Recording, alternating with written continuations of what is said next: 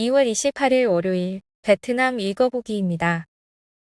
클릭 감사합니다. 구독과 좋아요도 부탁드려요.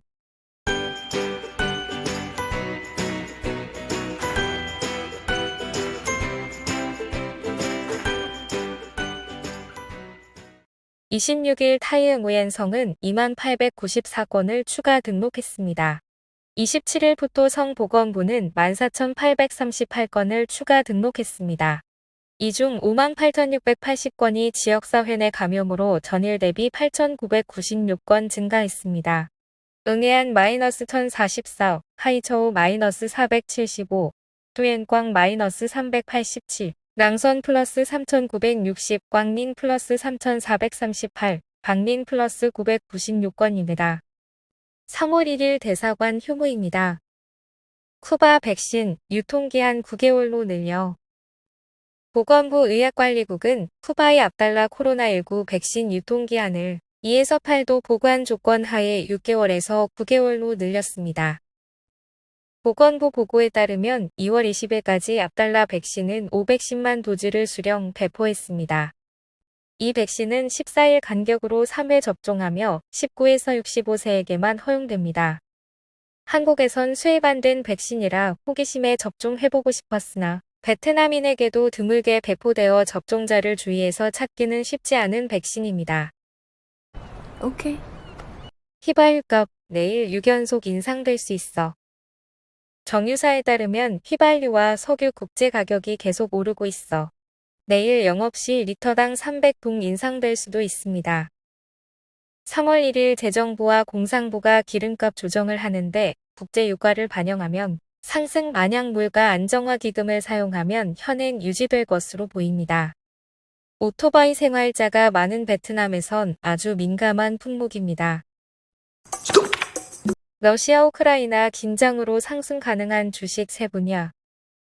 BIDV 증권은 오르는 국제 원자재 가격의 수혜를 받는 세 가지 산업과 일부 주요 주식을 지목했습니다.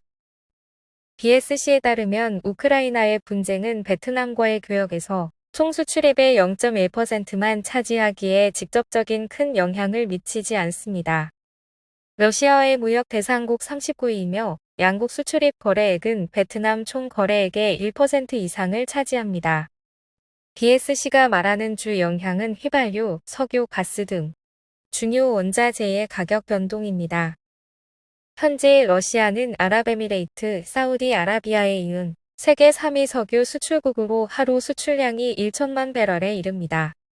미국은 단기 공급 안정을 위해 매장량을 방출하는 식으로 대응하겠지만 일시적인 조치이므로 유가 하락 가능성은 없고 계속 높은 수준을 유지할 것입니다. 채굴 수요의 증가로 탐사 및 개발 프로젝트가 활성화될 것으로 예상됩니다. 페트로 베트남 기술 서비스나 페트로 베트남 드릴링 및 유정 등이 해당됩니다. 석유와 LCD 저장 수요가 늘 것으로 예상되므로 국내 원유 및 LPG 운송을 점유한 페트로 베트남 운송나 LNG 티바이 프로젝트 2단계와 LNG 선미 1단계에 투자 중인 페트로 베트남 가스가 있습니다. 석유 판매가 상승 맥락에서 페트로 리맥스과 페트로 베트남 모이 빙선 정유화학도 제품과 원자재 가격차로 수익 개선이 예상됩니다. 비료 산업에서 러시아의 질산암모늄 수출량은 연간 약 1,500만 톤으로 세계 공급량의 75%를 차지하는데 금지 움직임으로 가격 상승할 수 있습니다. 중국도 에너지 부족의 국내 공급 보장을 위해 수출을 제한하므로 부족이 심화될 수 있습니다. 이런 맥락에서 페트로 베트남 비료 화학과 페트로 베트남 까마오 비료가 긍정평가를 받고 있습니다. 러시아는 이유향 철강 수출 2위로 평철 약 14%, 철근 19%를 차지합니다. 우크라이나의 이유향 수출 비중은 평철 8%, 철근 7.4%, 인접국 벨로루스는 철근 14.4%입니다. 따라서 EU가 금수 조치를 할 경우 남김 철강과 화생그룹 같은 EU 수출 아연도금강 업체 점유율의 수혜가 예상됩니다.